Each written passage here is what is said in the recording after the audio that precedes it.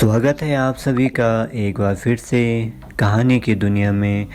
और आज मैं आपके लिए लेकर आया हूँ एक और नई सच्ची घटना।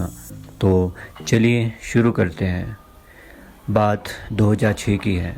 मेरा भाई 10th क्लास पास आउट होने के बाद एक फ्रेंड के कहने पर जॉब ढूंढने के लिए पहले दिल्ली गए और उसके बाद गुजरात, क्योंकि वहाँ पर उसके फ्रेंड का बड़ा भाई रहता था। तो उन्हें जॉब मिली सिक्योरिटी गार्ड की, और साथ ही ड्यूटी लगी एक पुराने आधे जले हुए बंगले में। वहाँ पर स्टोर रूम था। वहाँ पर जो भी ड्यूटी पर जाता था भाग जाता था। उस बंगले की कहानी कुछ इस तरह थी। कुछ साल पहले वहाँ पर एक लड़की के साथ गैंग रेप और मर्डर हुआ था। दोनों ड्यूटी पर थे। रात के 9 बजे उनकी आंखों के सामने ही बंगले की लाइट्स ऑन ऑफ होने लगी। पंखे खुद ही बंद हो गए और नल में पानी खुद चलने लगा। ये सब देखकर दोनों डर गए। साथ ही वहाँ पर किसी के चलने की आवाज़ आने लगी। उस वक्त गुजरात में ये भी सुनने को आता था, झलक दिखला जा सॉन्ग सुनकर भूत सड़कों में आकर नाचते हैं। भाई और उसका फ्रेंड भी वहाँ से निकल गए और रिजाइन देकर अगले दिन मुंबई चले गए। यह घटना है नेपाल की। मैं 2009 में पहली बार अपने किसी फ्रेंड के घर नेपाल गया हुआ था।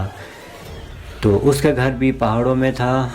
तो अभी एक नया घर उसका बनकर तैयार हुआ था।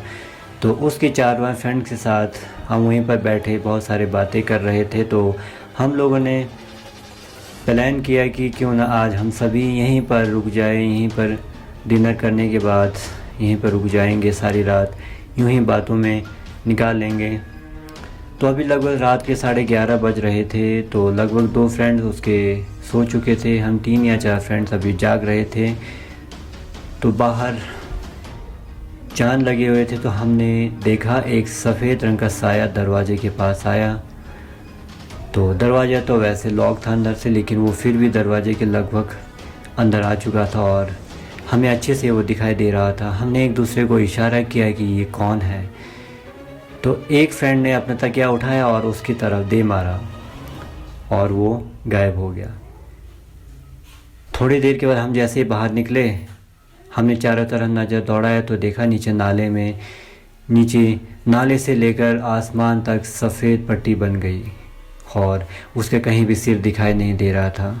और हम डर के मारे हम सीधे ही अपने रूम में चले गए। सारी रात बिना सोए हमने काट ली और सुबह जैसे तैसे सुबह हुई तो हम वहाँ से सबसे पहले सीधे किसी पंडित के पास गए। वहाँ पे हमने पूछा तो खतरे वाली कोई बात नहीं थी।